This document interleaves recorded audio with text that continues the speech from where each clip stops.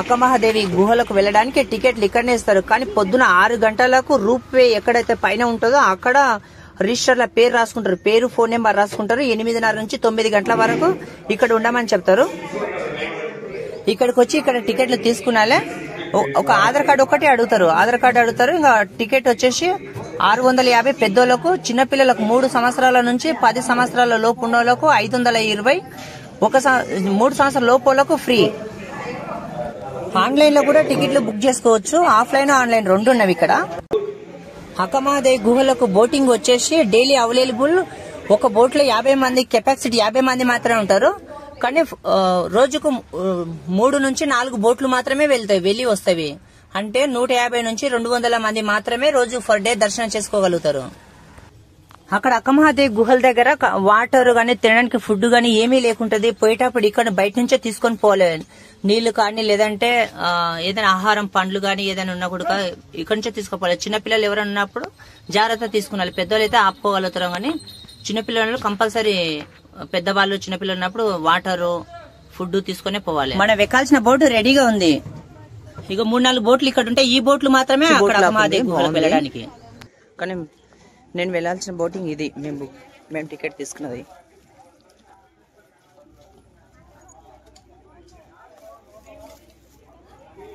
అంతా పోవడానికి రెడీగా ఉన్నారు. ఒక బోటుకు ఇంకొక బోటుకి ఇట్లా కట్టేసారు తాళతోటి. అన్ని బోట్లు అట్లే కట్టిండ్రు. ఒకే దగ్గర నీళ్ళలో నైట్ పూట ఆపినప్పుడు దూరం కొట్టుకోపోకుండా ఒకటికోటి ఇట్లా తాళతో కట్టేసిండ్రు.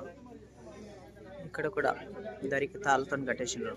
ఇక్కడ ఎవరెవరు వచ్చారని పేర్లు చదువుతున్నారు. ముందర అట్లా పేపర్ పట్టుకొని పేర్లు చదువుతున్నారు. వాళ్ళ సద్దినోళ్ళు మాత్రమే అవతల బోటింగ్కి ఎక్కాలి. ఈ బోట్లోకి వెళ్ళి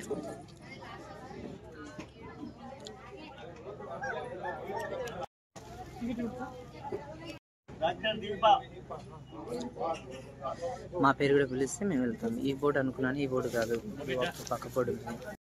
బోట్లు అందరు వస్తున్నారు. ఇది వెళ్ళాల్సిన బోటు.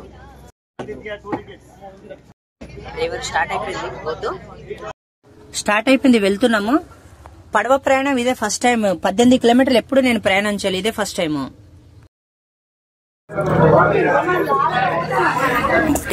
కృష్ణా నది, ఆ వాటర్,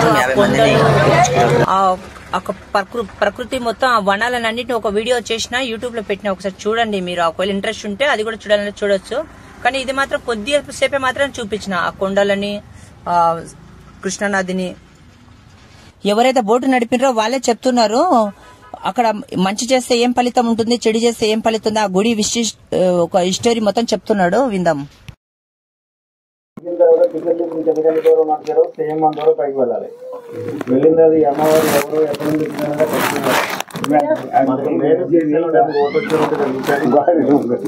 హిందీ వచ్చిన ట్రాన్స్లేషన్ చేస్తారు వేరే వాళ్ళు. మన ఫ్రంట్ సైడ్ మాత్రం 2 కిలోమీటర్ల స్టోరేజ్ ఉంటుంది. ఎంతో డెడ్డీ ఉంటుంది. ఇది కృష్ణానది. ఈ కృష్ణానది జన్మస్థానం మహారాష్ట్ర మహాబలిపురం. అక్కడ నుంచి అల్మటి డ్యామ్, నారాయణపూర్, దూరాల, బిగ్పల్లి, సంగమేశ్వర్, నెక్స్ట్ శ్రీశైలం. 60 గేట్లు ఓపెన్ చేస్తే నాగార్జున సాగర్, నెక్స్ట్ పులిచింతల, విజయవాడ, బంగాళాఖాతంలో వెళ్ళిపోతుంది. ఈ కృష్ణానది కృష్ణా డిస్టిక్ లోని అంశల్లి అనే ప్లేస్ లో సాగర సంగమం జరుగుతుంది. ఇంపార్టెంట్ చెప్తుంది ఏంటంటే, మన ఎవరికైనా విలేజ్ కనపడుతుంది కదా, అప్పుడు దిగి 7 కిలోమీటర్లు నడుచుకుంటా వెళ్తే కదిలి వనం అని ఒక వనం ఉందండి. విన్నారా పేరు? మనం వెళ్ళి గుహల దగ్గర అమ్మవారు కొంతకాలం తపస్సు చేసిన తర్వాత ఆ కదిలి వనం వల్ల అక్కడ స్వామి వారికి ఐక్యత అయింది. అక్కడ విశిష్టత ఏంటంటే, అక్కడ ఒకటే బండ ఉంది. ఆ బండ పైన 500 మంది కూర్చోవడం ప్లేస్ ఉంది. దానిపైన సహస్రంగా ఏర్పడే టాపోర్ట్ వచ్చింది. పూర్వ రోజుల్లో ఋషులకి, సాధువులకి అందరికీ అమ్మవారు ప్రవచనాలు చేసేదంట. అక్కమహాదేవి అమ్మవారు రచయిత్రి ప్లస్ విద్వాంసులు కూడా చాలా రచనలు చేసింది ఆ బండ పైన. ఆ బండ మీద శివలింగాన్ని పెట్టారండి. ఏ శతాబ్దంలో పెట్టారో తెలియదు కానీ ఉదయించే సూర్యకిరణాలు కానీ, అస్తమించే సూర్యకిరణాలు కానీ ఆ స్వామి మీద పడుతుంది. ఒక అద్భుతంగా కనబడుతుంది. అక్కడికి ఎన్ని వేల మంది వెళ్ళినా తాగడానికి ఒక తెల్లదారి వస్తుంది. ఆ బండ పక్కన అయితే హైట్ కొండ ఉంటుంది. ఆ కొండ పై నుంచి నీళ్ళు వస్తూ ఉంటాయి. చాలా మంది అనేది నీళ్ళు ఎప్పుడు వస్తున్నాయని ఎవరికి అందు చిక్కలేదు. అది ఆ కదిలివనం నుంచి 8 కిలోమీటర్లు నడవగలిగితే దత్తాత్రేయుడు తెలుసు కదా, శ్రీపాద వల్లభ. ఆయన ప్రకార స్థానం ఉంది అక్కడ. నృత్యమ్మ సరస్వతి లాస్ట్ అవతారం చాలించింది కూడా అదే ప్రదేశంలో. మొత్తం 15 కిలోమీటర్ల ప్యాకేజ్ అది. అక్కడికి వెళ్ళాలనుకుంటే తెలంగాణ ఫారెస్ట్ పర్మిషన్ లెటర్ తెచ్చుకోవాలి. శ్రీశైలం నుంచి హైదరాబాద్ రూట్లో అచ్చంపేట అనే ఊరు ఉంది. అక్కడ ఇస్తారు లెటర్. అది అది తీసుకొచ్చి మా మేనేజ్మెంట్ వాళ్ళకి చూపిస్తే బోట్ అరేంజ్ చేస్తారు. అది ఒక రోజులో వెళ్ళి రాలేమన్నది. ఒక నైట్ అక్కడ ఉండి స్వామి అమ్మవారి దర్శనం చేసుకుని మరుసటి రోజు రావాలి. అవి తపస్కి ధ్యానానికి అనువైన ప్రదేశాలు. అవి ఏదో పిక్నిక్ యాత్ర విహార స్థలం అనుకుంటే కళలో కూడా వెళ్దాం అనుకుంటే అక్కడికి ఆల్మోస్ట్ 650 రూపాయలు టికెట్ పెట్టారంటే 199 మంది. టూరిజం వల్ల 4 గంటలు బోటింగ్ పెట్టారంటే గుహలో ఏమన్నా చూసుకుంటానంటే బయలుదేరి వస్తారు ఇక్కడికి. మీరు వెళ్ళేదైతే టైం పాస్ చేసే ప్లేస్ అయితే కాదండి. అది ఒక ఆధ్యాత్మిక స్థలం, దాన్ని తపో భూమి అని పిలుస్తారు. మీరు ఈ తపో భూమిలోకి 70 అడుగులు నడుచుకుంటూ వెళ్ళాలి. ఈ 70 అడుగులో 40 అడుగులు మాత్రమే నడుచుకుంటూ వెళ్తాం. కానీ 30 అడుగులో 15 అడుగులు ముందుకు వెళ్ళాలి, 15 అడుగులు క్రాస్కి వెళ్ళాలి. లోపల చీకటి ఉంటుంది, ఆక్సిజన్ ట్రబుల్ ఉంటుంది, గబ్బిలేలు ఉంటాయి, గబ్బిలేలు స్మెల్ కూడా ఉంటుంది. చీకటిలో వెళ్తారు కాబట్టి చాలా జాగ్రత్తగా వెళ్ళి స్వామిని చూసి రావాలి. బయట ఉన్న రాళ్ళు కూడా చాలా షార్ప్గా ఉంటాయి లోపల. మీరు ఈ విషయాన్ని విన్నారా? శ్రీశైలం ఋషులు, యోగులు, సిద్ధులు, అఘోరాలు వస్తారని ఇది వెళ్ళదా? శ్రీశైలం సిద్ధులు వస్తారు ఎక్కువ ఇక్కడికి. ఇళ్ళలో వెళ్తున్న కైలాసం శ్రీశైలం అంటేనే. వీళ్ళు కొన్ని లక్షల మంది ప్రవచనాలు చెప్తుంటే మనం టీవీలో చూస్తున్నాం. వాళ్ళే ఈ గుహలకు వచ్చి వెళ్తున్నారంటే మీరు ఏ ప్లేస్కి వెళ్తున్నారు అనే దానికోసం మీ మనసుని మీరే పరిశీలించుకోండి. శ్రీశైలం యోగులు సిద్ధులు వచ్చినప్పుడు మీరు వచ్చి బోట్లో రావాల్సిందే, వేరే మార్గం లేదు. ఇక్కడికి ఎవరు వచ్చినా ఒకటే విషయం చెప్తారు ఈ బోట్లో. బాబు మీరు ఎంతో మంది భక్తుల్ని గుహలు తీసుకొస్తారు కదా, గుహలోకి వెళ్ళేటప్పుడు మాత్రం చెప్తే ఓం నమః శివాయ అని పంచాక్షరి మంత్రం చెప్పించమని లేదా సైలెంట్కి వెళ్ళి సైలెంట్గా అని చెప్తున్నారు. ఎవరు వచ్చినా చెప్పే మాట ఇదే. తెలిసిన స్వామి అంటే స్వామిని అడిగి నేను గుహలోకి వెళ్ళేటప్పుడు ఆ మంత్రం ఎందుకు చెప్పాలి స్వామి అని. కొన్ని వేల మంది ఋషులు ఐక్యత అయ్యి సూక్ష్మ రూపంలో నిత్య సంచారం చేస్తున్నారని స్వామి వారు చెప్పారు. ఇప్పటికీ ఋషులు సూక్ష్మ రూపంలో ధ్యానంలో ఉన్నారని చెప్తున్నారు వాళ్ళు. మనం నడిచెళ్ళేటప్పుడు మన కాలి కింద వాళ్ళు ఏ రూపంలో పడ్డా ఈ పంచాక్షరి మంత్రంలో హరించిపోదని చెప్తున్నారు వాళ్ళు. మీ మెడిటేషన్ కానీ ధ్యానం చేసి అలవాటు ఉంటే 2 నిమిషాలు గుహలో నిలబడండి, లోపల ఉన్న వైబ్రేషన్స్ ఏంటి మీకు అర్థమవుతాయి. అటువంటి ప్లేస్లో వెళ్తుంటే సైలెంట్ లెవెల్ చాలా ఉపయోగకరంగా ఉంటుంది. 650 రూపాయలు టికెట్ కొని వచ్చారు కాబట్టి మీరు ఎలా ఉన్నా దర్శనం అనేది చేస్తాం. శివుడు అభిషేక ప్రియుడా, అలంకార ప్రియుడా? శ్రీశైలంలో ఉన్న జ్యోతిర్లింగానికి 1000 రూపాయలు ఖర్చు పెట్టి మనం అభిషేకాలు చేస్తున్నాం. ఈ స్వామి అడవిలో ఉన్నాడు, గుహలో ఉన్నాడు. ఈ స్వామికి ఎవరో అభిషేకాలు చేయరు. ఇక్కడ నేచరే స్వామికి అభిషేకం చేస్తూ ఉంటుంది. 365 రోజులు ఒక డ్రాప్ వాటర్ లింగం మీద పడుతూ ఉంటుంది. ఆ వాటర్ ఎక్కువ చేస్తున్న విషయం ఎవరికి అనుకోవడం ప్రశ్నగానే ఉంటుంది. మేరాకులు అద్భుతం. శివుడు అభిషేక ప్రియుడు అంటానికి నిదర్శనం గుహలో ఉన్న స్వామి కనబడతాడు. అటువంటి అధ్యాత్మిక ప్రవేశంలో కలిసి సైలెంట్ గురించి చాలా ఉపయోగకరంగా ఉంటుంది. ఇక్కడ ఫస్ట్ టైం వచ్చి వెళ్ళకంటే సెకండ్ టైం వచ్చి వాళ్ళు ఎక్కువ మంది ఉంటారు. అనుకున్న కోరికలు తీర్చే వస్తున్నారు, లేదా భగవంతుని మళ్ళీ చూడాలని వస్తున్నారు, వచ్చిన వాళ్ళు ఉన్నారు. నేను ఎక్స్ప్లెయిన్ చేసిన వాళ్ళు వేలాది మంది నన్ను పలకరించి వెళ్ళిన వాళ్ళు ఉన్నారు. అందరికీ దర్శనం బోట్ రిటర్న్ బయలు తట్టదండి. మీరు కూర్చున్న సీట్లు అయితే రిజర్వేషన్ టైప్ సీట్లకి. రిటర్న్లో కూడా ఎవరి సీట్లు కూర్చుంటే జాగ్రత్తగా తీసుకుని శ్రీశైలం దిగుతాం. చిన్నపిల్లలు వెళ్ళి చేస్తే వదిలేసి వెళ్ళిపోతాం. రేపు మార్నింగ్ బ్రేక్ఫాస్ట్ మొత్తం అందరికీ. ఇప్పుడు మీకు బోట్ బాగోలేదంటే నేను ఏం చేయగలను ఒకసారి ఆలోచించండి. బోట్ ఆపరేటర్ నేను. మీకు నచ్చినప్పుడు టికెట్ మనం మీకు రైట్స్ ఉన్నాయి అడగడానికి. ఆఫీసులో అడగాలి. వాళ్ళు వేరే పెడితే దాన్ని అడగను. వచ్చే తీసుకుంటే కూర్చోమని అంటారు మమ్మల్ని. నేను ఏం చేసేది ఏం లేదు. మీరు 4 గంటలు ఉండాలి. మీరు గొడవ పడి ఇది పడి మీద మాట్లాడగలను. నాకు అది ఏం చేయగలను. అది నా పరిస్థితి. ఓకే సార్, హ్యాపీగా దర్శనం చేసిరండి. हिंदी वाले कोई नेक्स्ट में नहीं मुझे अपना इंग्लिश हिंदी कुछ भी इम्पोर्टेंट बोलो. कितने बजे आना है, किधर जाना है, बस हिंदी ये भी नहीं पता लगा. कुछ नहीं वही तो मल्ली ఎన్ని గంటలకు మేడం మీ దర్శనం आराम से बैठना, शांति बहुत से बात नहीं करना. पता नहीं कावे ఎడిగల తీసుకోతాం మళ్ళీ రిటర్న్ ఆయనే ఉంటారు, మనతోనే ఉంటారు ఆయన. एक्सप्लेन कर रहे हैं आप. 1 కిలోమీటర్ దూరంగా ఉండగానే ఆపి గుడి హిస్టరీ మొత్తం చెప్పిండు. వచ్చేసింది ఇక్కడనే మనం ఇంకా దిగుతున్నారు.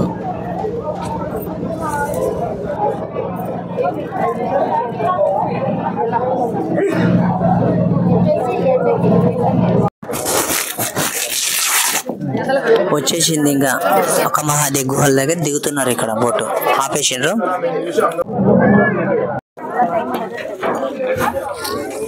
భయ్యా చెట్టు దగ్గర వెయిట్ చేయండి, నాకు కలిసి వెళ్దాం. మెట్ల మీద నిలబడండి.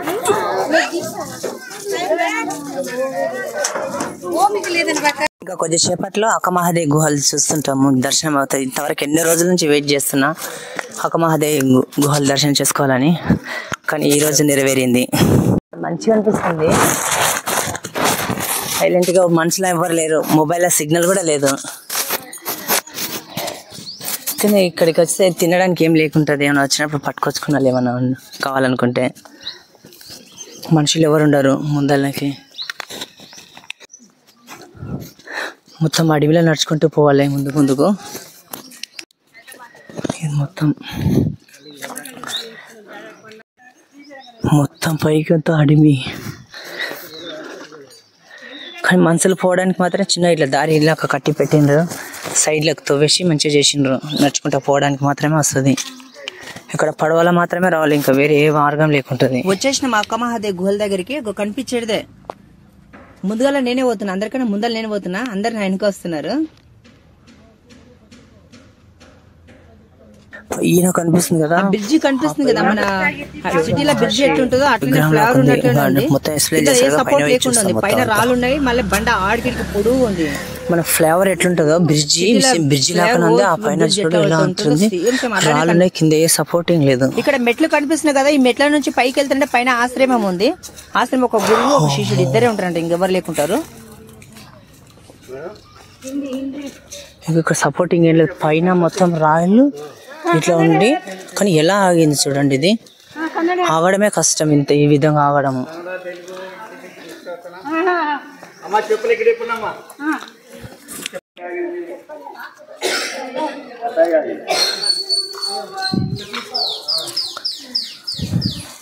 చెప్పులు అక్కడ ఎప్పుడైనా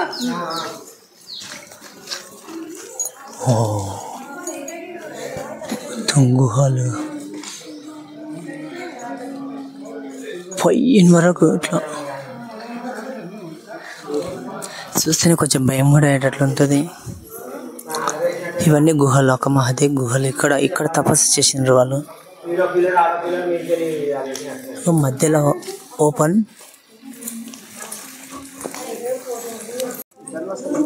ఇక్కడ అక్క మహాదేవ్ తపస్సు చేసిన విగ్రహం. అమ్మవారికి ఒంటి మీద దుస్తులు ఏం లేకుండా ఎంట్రికలతోటే మొత్తం ఒళ్ళంతా కప్పుకొని ఉంటుంది. ఆమె ఒక చరిత్ర ఉంటుంది, ఆ చరిత్ర కూడా వివరిస్తారు ఇప్పుడు మనకు వివరంగా. కర్ణాటక వాళ్ళు ఈమెనే వాళ్ళ ఇంటి ఆడబిడ్డగా పూజిస్తుంటారు. అక్క మహాదేవి మాత అంటే ఈవిడనండి. ఈవిడ కర్ణాటకలోని శివమొగ్గ డిస్టిక్ ఉంటుందని చిన్న విలేజ్లో జన్మించింది. వీళ్ళ తల్లిదండ్రుల పేరు నిర్మలా శెట్టి, సుమతి. వీళ్ళు వీరశైవ మతస్థులు.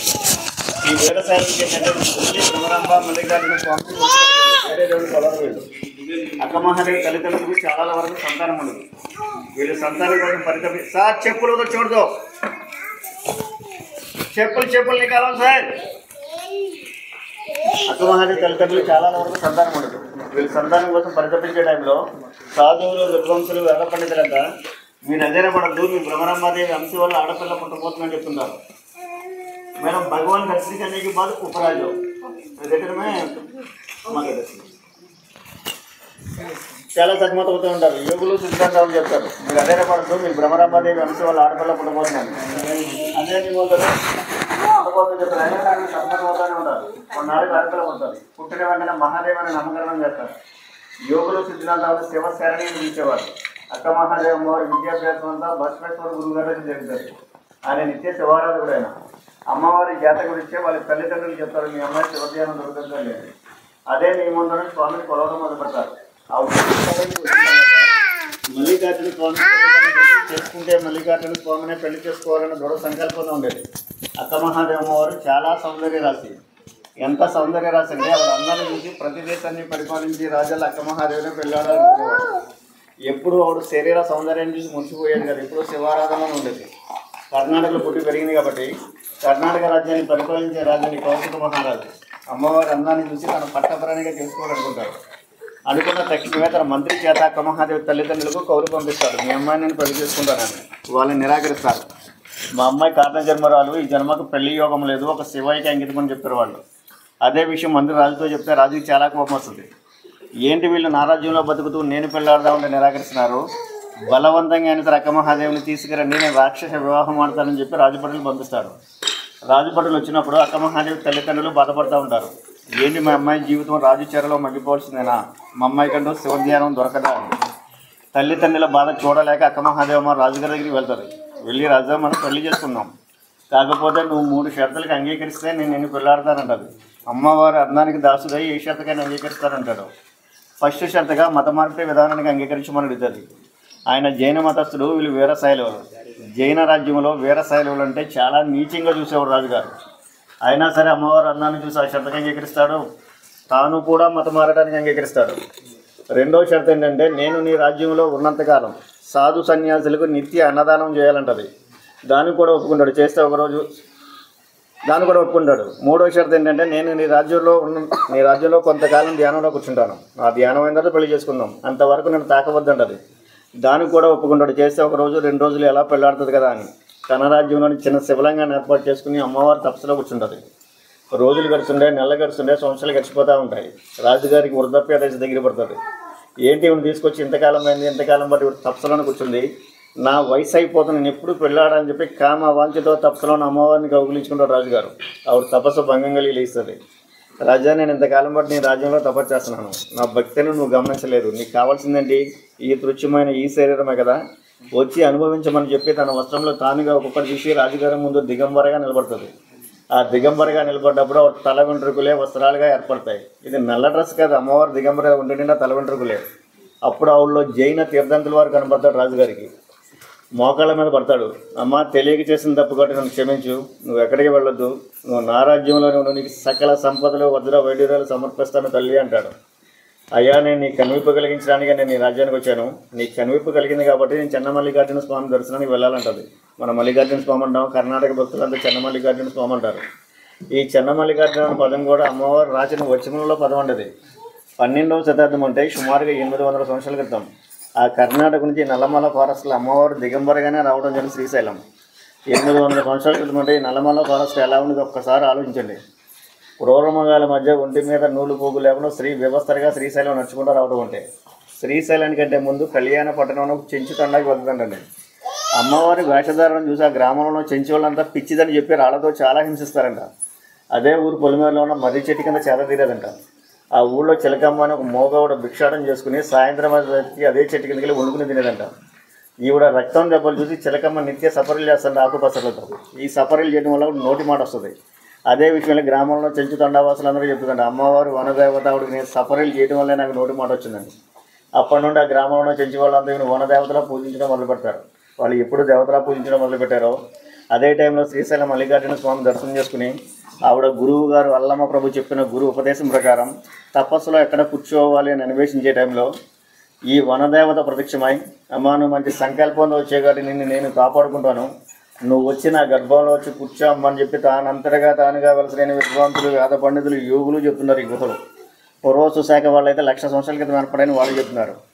ఈ లోపలికి వెళ్ళి చాలా కఠోర తపస్సు చేసినట్టండి. ఆవిడ తపస్సు వల్ల భ్రమరాంబ మల్లికార్జున స్వామి వాళ్ళు ఈ గుహలో ప్రత్యక్షమయ్యారని చరిత్ర ఉంటుంది. దానికి నిదర్శనంగానే సహసిద్ధంగా వెలసిన శివలింగం ఉంటుంది గుహల లోపల. శ్రీశైలంలో ఉన్న స్వామిని జ్యోతిర్లింగం అన్న స్వయంభులింగం ఇది. అక్కడ ఉన్న స్వామికి అయితే మనం అభిషేకాలు చేస్తున్నాం, ఈ లోపల ఉన్న స్వామికి ఎవరో అభిషేకాలు చేయరు. సహసిద్ధంగా ఒక డ్రాప్ వాటర్ లింగం మీద పడుతూ ఉంటుంది. 365 రోజులు స్వామికి అభిషేకం జరుగుతూనే ఉంటుంది. శివుడు అభిషేక ప్రియుడు అనడానికి గుహలో ఉన్న స్వామి నిదర్శనంగా కనపడతాడు. మనం ప్రతి దేవాలయానికి వెళ్తాం, దేవాలయం ముందు శిలాతోరణం కానీ, ముఖద్వారం కానీ, ఎంట్రన్స్ కానీ మనం ఏర్పాటు చేస్తాం. ఈ కేవ్స్ ముందు చూడండి ఎంత పెద్ద నేచురల్ ఆర్ట్ ఏర్పడింది. ఏక శిలాతోరణం అది, ఒక భౌగోళిక అద్భుతంగా చెప్పబడిన శిలాతోరణం అది. మనకి తిరుపతిలో ఉంది.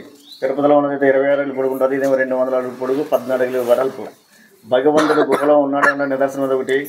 నెక్స్ట్ స్వామికి జరిగే అభిషేకం ఒక అద్భుతం అది. 365 రోజులు వర్షాకాలం కూడా గోటాప పడుతుంటారు లింగం మీద. భగవంతుడు లేడు అని వితండవాదం చేసి మూర్ఖులు ఉంటారు చూడండి, వాడు కూడా లోపల భగవంతుడు కనబడతాడు. అటువంటి ప్లేస్లో కనుక సైలెంట్కి వెళ్ళి చాలా ఉపయోగకరంగా ఉంటుంది.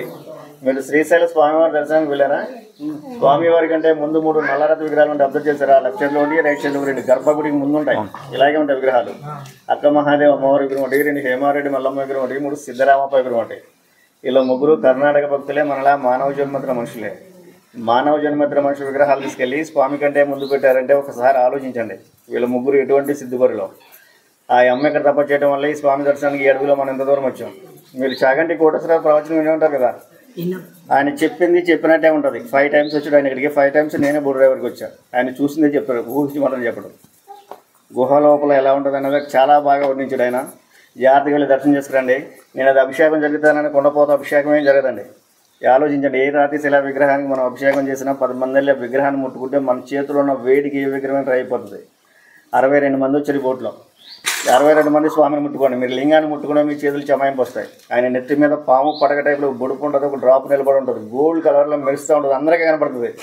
అప్పుడప్పుడు పడుతుంటారు స్వామివారి మీద. ఎట్టి పడుతుంది దాన్ని టచ్ చేయడానికి ట్రై చేయకండి. ఇక్కడ యోగులు వచ్చారు, సిద్ధులు వచ్చారు, సైంటిస్టులు కూడా వచ్చారు. ఇక్కడికి యోగులు సిద్ధులు అయితే ఆకాశ గంగమ్మ స్వామికి అభిషేకం చేస్తుంది, దాన్ని ముట్టుకుని మైలపరచకండి అంటారు వాళ్ళు. సైంటిస్టులు అయితే న్యాచురల్గా జాలివారే వాటర్లో కెమికల్స్ లాంటివి ఉంటాయి, టచ్ చేసి తలగా రాసుకుంటే రోగాలు వస్తాయని చెప్తున్నారు వాళ్ళు. ఏది ఏమైనా డ్రాప్ టచ్ చేయకుండా మనస్ఫూర్తిగా భగవంతుడి ఇంటిలో పడిన 3 సార్లు తాగించండి. ఈ స్వామిని ఒక రోజులో ఒకసారి దర్శనం చేసుకుంటారు. ఏదైనా అనుకున్నది జరిగితే 2వ రోజు వచ్చి దర్శనం చేసుకున్న వాళ్ళు ఉన్నారు తప్ప ఒక రోజులో 2 సార్లు దర్శనం లేరు. మనస్ఫూర్తిగా చూసిరండి. ఇక్కడ ఒక 2 సాధువులు ఉన్నారు, వాళ్ళ అది మిమ్మల్ని తీసుకురాలేం. ఎందుకంటే సాయంత్రం సరికి గుహంతా బూజు కట్టి చాలా గట్టిగా ఉంటుంది. మన ఇళ్లలో ఒక రోజు క్లీన్ చేయకపోతే ఎంత చండాలంగా ఉంటుందో అంతగానే చండాలంగా ఉంటుంది గబ్బేలు వల్ల. ఇది క్లీన్ చేసి స్వామివారి పూజా కార్యక్రమాలు చేసి కార్తీక పౌర్ణమి గురు పౌర్ణమికి అన్నదానం చేస్తుంటారు. మనం పెట్టే కనుకలుతాం. ఎవరికైనా దక్షిణ పెట్టాలి అని సెంటిమెంట్లు ఉంటే బయట నుంచి చేతిలో కానీ పైసలు కానీ తీసుకుని వెళ్ళండి. అలా ఎందుకు చెప్తుంటే మీరు 70 అడుగులో లోపలికి వెళ్ళాలి. ఈ 70 అడుగులో 40 అడుగులు అందరినీ తీసుకెళ్తాం. 30 అడుగులో 15 అడుగులు ఉందని 15 క్రాస్ ఒక్కొక్కరిని పంపిస్తాం. క్రాస్గా వెళ్ళే దారిలో ఇదే ప్లేస్ ఉంటుంది, ఎదురుగా స్వామి కనపడతాడు. అక్కడికి వెళ్ళిన తర్వాత అందరికీ డౌట్ వస్తాయి, నేను వెళ్ళి భగవంతుడు దర్శనం చేసుకోలేనని. నేను 16 సంవత్సరాల పాటు జనాలకి తీసుకొస్తున్నాను. నా బోట్లో వచ్చిన పర్సన్ ఎంత హెవీగానే ఉన్నాయి, దర్శనం కూడా రిటర్న్ వచ్చిన వాళ్ళు అయితే లేరు. వెళ్ళాలని కొరకు మీ మనసులో ఉంటే మీరు వెళ్ళే దారే వెళ్ళిపోతుంది. మీ కళ్ళ కనపడుతుంది అది ఎంత హెవీ మనిషిని వెళ్తారు. అప్పటిదాకా ఏం చేస్తారంటే స్వామికి 100 ఎడదాం 150 ఎడదాం చేతిలో పట్టుకెళ్తారు. ముందు వెళ్ళిన వ్యక్తి స్వామి దగ్గర 500 రూపాయలు పెట్టేసరికి నేను కూడా 1000 రూపాయలు పెట్టాలి 500 రూపాయలు పెట్టాలి చాలా మందిని చూసి లైట్ వేసి పంపిస్తున్నారు కదా. అదే ప్లేస్లో సందులోని అన్ని జేబుల నుంచి పర్సలు తీస్తున్నారు. మీరు పర్సు తీసినప్పుడు చర్మం ఇక్కడ కొట్టుకుని రక్తంతో బయటకు వచ్చిన ఎంతమంది ఉన్నారు. చాలా షార్ప్గా ఉండే లోపల రాళ్ళు. మీరు పెట్టకపోయినా పర్లేదు, పెట్టే సెంటిమెంట్లు ఉంటే బయటకు తీసుకెళ్ళారు. ఫస్ట్ టైం 50 ఒకటో 100 500 భగవంతుడు తాగి పెట్టి వస్తారు. శ్రీశైలంలో 1000 మంది చేస్తారు. ఇక్కడ కలుగుతుంది ఆ కోసం మీకు చాయిస్ ఇవ్వర్స్. అది మొబైల్ వెళ్తుల్లో వెళ్ళాలి, మొబైల్ వెళ్తుల్లో రావాలి. స్వామిని మాత్రం ఫోటోలు దిగని ట్రై చేయకండి. వచ్చినట్టు ఇక్కడ అమ్మవారి దర్శనం అయ్యవారి దర్శనం దిగితే ఫోటోలు దిగాలి, వీళ్ళు బోట్లో కూర్చోవాలి. బయట దక్షిణ తీసుకోమని చెప్పడానికి మెయిన్ కారణం ఏంటంటే మీరు 10-15 నిమిషాలు లోపల ఉండుతారంతే.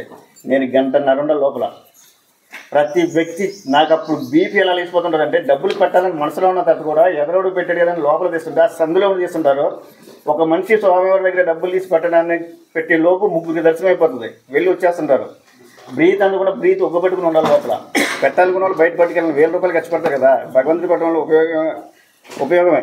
ఎందుకంటే కొంతమందికి అన్నదానం జరుగుతుంది అడవిలో. భయ एक बार सुनो भैया, ये अक्का महादेव माता है सर, कर्नाटक शिवमोगा डिस्ट्रिक्ट आदमी है. माता पिता का नाम निर्मला सती सुमति. वीरशैव कैस्ट आदमी है. वीरशैव इंपॉर्टेंट का ब्रह्मरांबा मल्लिकार्जुन स्वामी मानते कोई भगवान नहीं मानते. 12th century 800 साल ईयर्स बैक कौशिक महाराजू माता ने गलत है कपड़ा पूरा निकलते. 12th century 800 साल ईयर्स बैक मल्लिकार्जुन भगवान शादी करना को कर्नाटक से श्रीशैल पैदल जाना. मल्लिकार्जुन भगवान दर्शन करने के बाद केव में 15 साल बैठना. माता तपस्या का प्रतिफल का ब्रह्मरांबा मल्लिकार्जुन स्वामी केव में प्रत्यक्ष हो गए. निदर्शन नेचुरल स्वयंभू शिवलिंग केव के अंदर. श्रीशैल का ज्योतिर्लिंग है. श्रीशैल शिवलिंग का अमर अभिषेक करना. एक शिवलिंग का नेचर अभिषेक करते हैं. 365 डेज एक ही टॉप गिरा था पानी इधर से आता कोई आदमी के नहीं. मेराकिल वंडर अद्भुत सुंदर दृश्य है. ये भगवान ने 2 हाथ में पकड़ो, सिर 3 बार टच करो, फिर वापस आओ.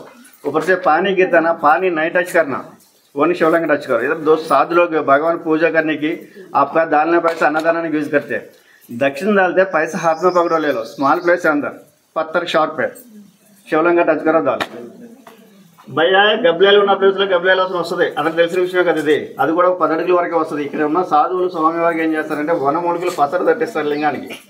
ఒక అద్భుతమైన పరిమళం వస్తుంది లోపల గుహ లోపల. మత్తులో కూడా జారుకున్న స్మెల్కి. ఇక్కడికి రీసెంట్గా 22వ తారీఖు ముందు నెల ఆయుర్వేద డాక్టర్లు ఉన్న 3 వచ్చారు ఇక్కడికి. వాళ్ళు చెప్పింది ఏంటంటే ఈ 100 మూలికల పసర వల్ల రుగ్మతలో ఉన్న వాళ్ళకి కూడా సెట్ అయ్యేదని చెప్పారు. స్మెల్ తీసుకోండి, బయట ముక్కులు మూసుకున్నా భగవంతుడి దగ్గరికి వెళ్ళిన తర్వాత లింగాన్ని పట్టుకుని స్పాస్ తీసుకోండి, చాలా అద్భుతంగా ఉంటుంది వాసన. అది ఆ స్మెల్ ఏంటనేది ఇప్పుడు వచ్చి మాకే చెప్పరు వాళ్ళు. బ్రీతింగ్ ప్రాబ్లం ఉన్న వాళ్ళైతే వెయిట్ చేయండి. ఒక 10 మంది 15 మంది వచ్చిన తర్వాత రండి.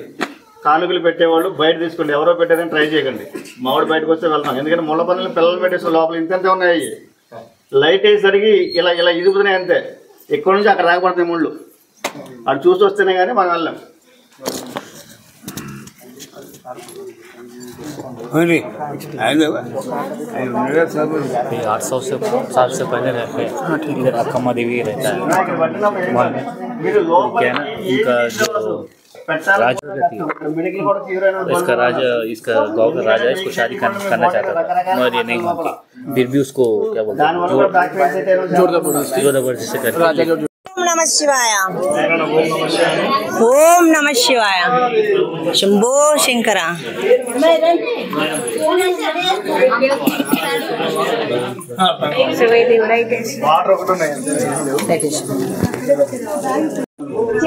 లోపలికి వెళ్తున్నాం. లోపలంతా చిమ్మ చీకటిగా ఉంది. కానీ లైట్లు ఎవరి ఫోన్ లో వాళ్ళ టార్చ్ లైట్ వేసుకొని పోమన్నాడు. కానీ ఆ లైట్లు కిందికి మాత్రమే వేయాల్సి, పైనకి ముందరికి వేసుకుంటే ఆ గొబ్బిలాలు లేచి వస్తున్నవి. లైట్ ఫోకస్ పడితే లేస్తున్నాయి, ఫోకస్ పడకపోతే ఎలా ఉన్నావో అలానే ఉంటున్నాయి. చప్పుడు చేయకుండా లైట్ ఫోకస్ పడ్డప్పుడు చప్పుడు చేసి పైకి ఎదురొస్తున్నాయి వీనికి. ఒకరు లైన్ గా పోతున్నాము. ఓం నమ శివాయ పంచాక్షరి మంత్రాన్ని మాత్రం మరవద్దని చెప్పండి. ఎందుకంటే అక్కడ ఎవరైనా ఋషులు మహర్షులు తపస్సు చేసుకుంటూ ఉంటారు. వాళ్ళకు అనుకోకుండా కాలు తగిలినా కూడా ఓం నమ శివాయ మంత్రం జపం చేసుకుంటూ అక్కడ ఉన్నాం కాబట్టి తగిలినా కూడా దోషం రాదని అది ఇంతవరకు చాగంటి కోటేశ్వరరావు చెప్పిండు. ఇందాక పడవలో తీసుకొచ్చిన వాళ్ళు కూడా చెప్పిండ్రు. అలా చేయడం మంచిది. మనకు తెలియదు కదా, సూక్ష్మ శరీరంలో ఉంటారు. బయట ఎక్కడైనా కొండల పైన గుండ్లు బండలు మనం చూస్తుంటాం. కానీ ఇక్కడ చూడండి గుండ్లు బండలు ఎలా ఉంటాయి, అసలు రంపం లాగా ఉంటాయి, షార్ప్ గా. ఆయన చెప్పిండు, బయట కూడా చెప్పిండు, ఒక కుచ్చులు రంపం టైప్ ఉంటాయి అన్నమాట. మొత్తం లేరుగా అవే షార్ప్ ఉంటాయి, మనకు కోసుకోపోతాయని చెప్పిండు. ఎదురుగా వచ్చే వాళ్ళు దర్శనం చేసుకుని వస్తున్నారు.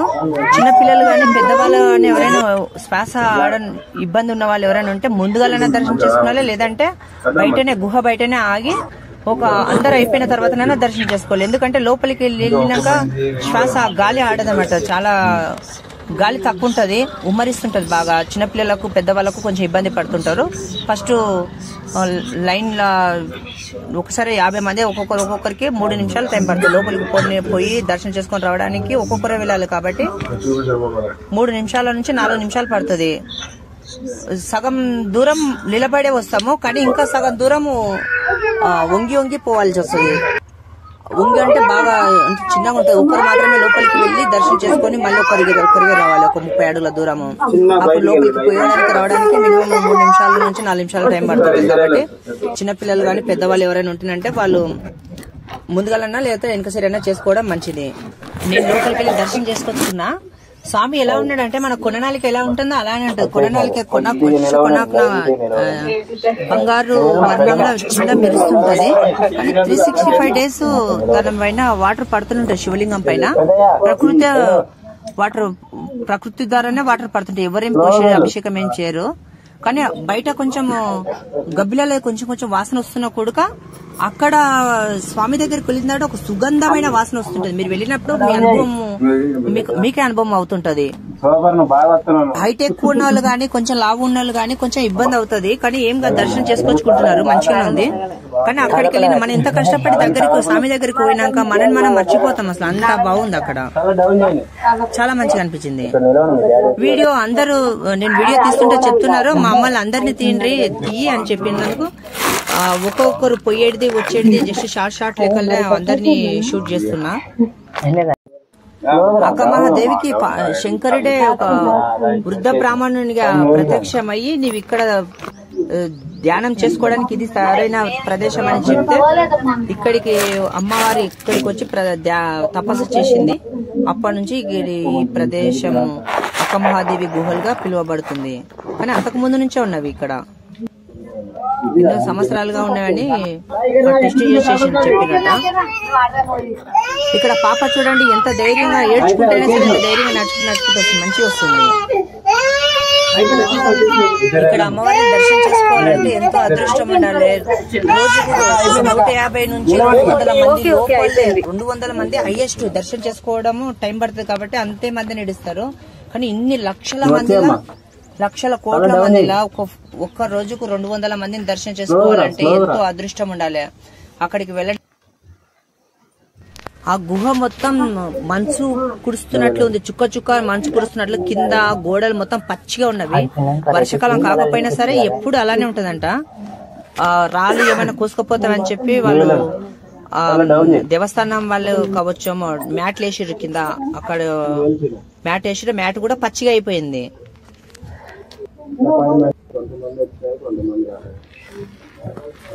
ఇత పూర్వము పడవలు లేనప్పుడు నీళ్ళు తక్కువ ఉన్నప్పుడు మాత్రమే ఎవరైనా ఇక్కడ వచ్చి దర్శనం చేసుకుని వెళ్లేవాళ్ళు. కానీ ఇప్పుడు పడవలు వచ్చినాక పర్ డే 150 to 200 వరకు దర్శనం చేసుకోగలుగుతుంటారు. వర్షాకాలము అయినా దర్శనం చేసుకుంటారు, ఎనీ టైం పడవలు పోతూనే ఉంటాయి. బాగా వరదలు వచ్చినప్పుడు మాత్రమే ఆపుతారు. కానీ ఇప్పుడు మన అదృష్టము పడవలు ఉన్నాయి కాబట్టి మనము 650 టికెట్ కట్టి మంచిగా దర్శనం చేసుకోవచ్చు. ఈ పడవలు కూడా 2005 నుంచే స్టార్ట్ అయినవి అంటారు. అంతకు ముందు ఉండేటి కాదు. నీళ్ళు తగ్గితే దర్శనం చేసుకున్నారా, లేకపోతుందంటే లేదు. ఆ నది అటు ఇటు దాటడానికి రాదు అని అంటారు మళ్ళీ. కానీ ఏదేమైనా మంచిగా ఉంది, చాలా మంచిగా ఉంది. ఒక రోజు మొత్తం చాలా సంతోషంగా గడుపుతాము. స్వామిని చూసినప్పుడు ఎంత కష్టపడ్డా కూడా ఈ కష్టం మొత్తం మర్చిపోయేటంత ఆనందం అనిపిస్తుంది.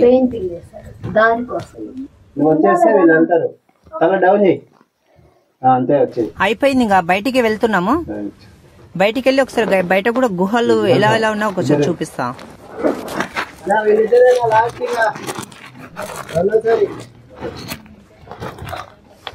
అందరు వెళ్ళిపోయినారు, మేమే ఉన్నాం లాస్ట్ కు.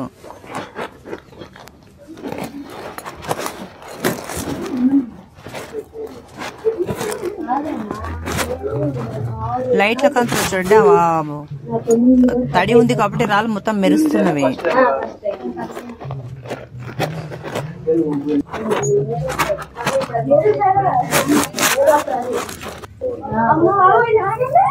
గబ్బిలాలు లైట్ వెళ్తున్నా, గబ్బిలాలు లేస్తున్నాయి. అది సైలెంట్ గా ఉంటున్నాయి. లైట్ ఫోకస్ వేస్తే మాత్రం అట్టున్నాయి. ఆ గుహ దాదాపు ఎంతో దూరం ఉందంట, దాదాపు కిలోమీటర్ ఎక్కడ ఉంటుందో వాళ్ళు చెప్తున్నారు. ఎంత దూరం ఉందో కూడా చెప్పలేము, కష్టం అంటున్నారు. కానీ చాలా గబ్బిలాలు ఉన్నవి. గుహలు ఎట్లా ఉన్నాయంటే 1-2 గుహలు కాదు, ఎక్కడ చూసినా గుహలే. ఆ చుట్టుముట్టు గుహలే, ఒక గుహ అని చెప్పడానికి రాదు. కింద మొత్తం నడవడానికి రాళ్ళు ఎట్లున్నవి, రాళ్ళ మీద మ్యాట్ వేసి కానీ ఆ మ్యాట్ మొత్తం తొక్కితే కదా అలానే అనిపోయింది. కొంచెం దూరం ఉంది, కొంచెం దూరం లేదు మ్యాట్. గుహలు సైడ్లకు గుహల పైట్ భాగం మనం చూస్తున్నదంతా. ఒక్క గుహ అని చెప్పడానికి రాదు, వేరే లైట్లు వెళ్తారా కనిపిస్తుంది వెళ్తున్నా. డిఫరెన్స్ మొత్తం గుహలుగానే ఉన్నాయి. ఇక్కడ అమ్మవారు అక్కమహాదేవి విగ్రహం, శివలింగం, నంది, ఇంకా 2-3 విగ్రహాలు ఉన్నాయి. వారి పేర్లు తెలియదు. అమ్మవారు ఇక్కడ కూర్చొని ఉన్నారు. అందరు వెళ్ళిపోయిండ్రు, లాస్ట్ నేనే చిక్కిన. వాళ్ళందరూ బోటింగ్ దగ్గరికి వెళ్ళిపోయిండ్రు, నన్ను కూడా రమ్మంటున్నారు.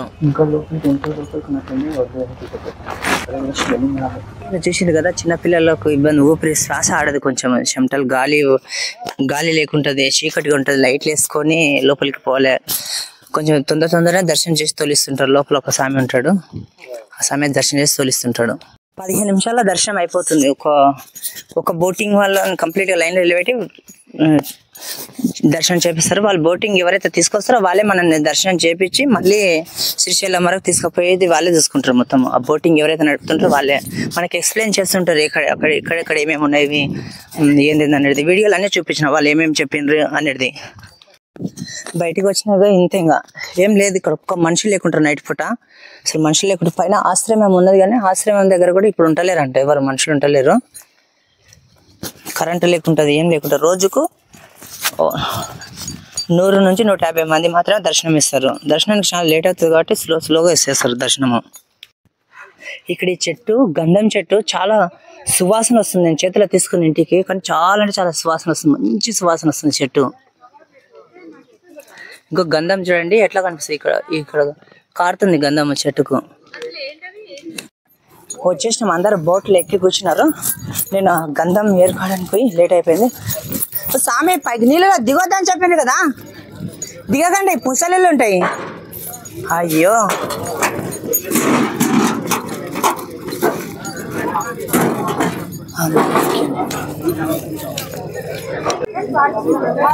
వచ్చేటప్పుడు ఎవరెవరు ఏ సీట్ లో కూర్చున్నారో మళ్ళీ వాళ్ళకి ఆ సీట్ అనే వాళ్ళు కూర్చున్నారు, ఏ గొడవ లేకుండా. మళ్ళీ ఎవరెవరు వచ్చిండ్రో ఎవరైనా మిస్ అయ్యిండ్రా అని చెప్పేసి ఆ బోటింగ్ అతను వచ్చి చెక్ చేసుకుంటున్నారు, అందరినీ పేర్లు అడుగుకుంటా. ఇంకా అయిపోయింది అక్కమహాదేవి గుహలు దర్శనం చేసుకోవడం. మళ్ళీ రిటర్న్ అయిపోతున్నాం. స్టార్ట్ అయిపోతాం. కొండలు మొత్తం చూడండి ఎంత మంచిగా ఉండేవి. మన దగ్గరనే హిమాలయాల మనం ఎక్కడెక్కడనో అనుకుంటుంటాం ఎంతో దూరం ఉంది అవన్నీ చూడాలి ఇవి చూడాలి, మన దగ్గరనే మాత్రం మనం పట్టించుకోలేకపోతాము. శ్రీశైలం చాలా మంది వెళ్తుంటారు కానీ ఇలాంటి కొండలు ఇట్లాంటి వాతావరణము అక్కడ వెళ్లి ఒక రోజు గడిపి రావడం ఎంత మంది చేస్తుంటారు. ఈ కొండలు మొత్తం ఒక వీడియో చేసి పెట్టినా ఒకవేళ ఇంట్రెస్ట్ ఉంటే చూడండి. ఇంకా అయిపోతుంది. కొండ పైకి వెళ్ళి నేను కొండ పైన శ్రీశైలం దగ్గర ఇంకేమేమి ఆశ్రయాలు ఉన్నాయి ఇంకేమేమి ఉన్నా నాకు వీలైనంత వరకు ఇంకా చూపిస్తా. ఈ వీడియో ఇంతవరకే.